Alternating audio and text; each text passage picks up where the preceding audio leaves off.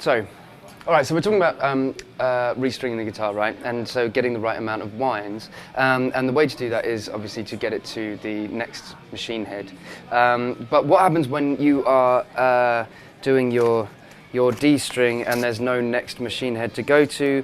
Well, it's pretty obvious, really. You just use the end of the headstock because it's going to be equidistant all the way down, because that's the way that they're manufactured, right? They want it to be evenly spaced.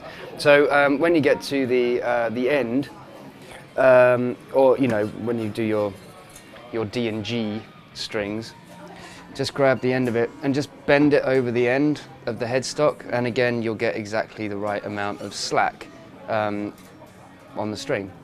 I know it seems odd talking about this because it seems just so kind of obvious. I mean, the other thing actually I would say is that a lot of people use a plastic winder on their machine heads. You've got opposable thumbs and wrist muscles. I don't go in for that using a gadget for the sake of using a gadget thing. Just get faster at it. Anyway, so other than doing that, at this end, you can see, I don't know if you can see this, but you can see where the strings have worn down the bridge. This is a plastic bridge, just a hard plastic composite bridge, which has a strip pickup sitting beneath it. So this actually just lifts out, and beneath it is the actual pickup. So what you can do is you can take it out and you can file it down just by tiny increments. And the reason that I often do that when I'm changing strings, this has been filed down on one side, but you can see that it's starting to get ridges again.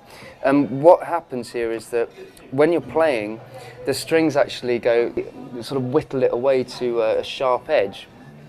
And essentially what happens is it means that over time, it gets sharper and sharper and sharper until your strings are sitting on essentially a knife edge, which is why when you snap strings, they invariably snap at the bridge.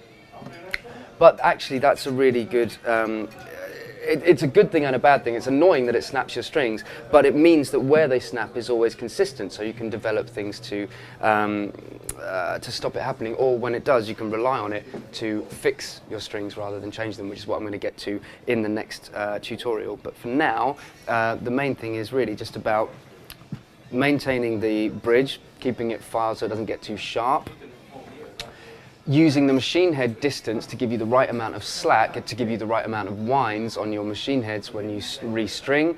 And when we come back, I'll show you what I'm going to do with these and why I'm going to do it. So yeah, see you in a minute.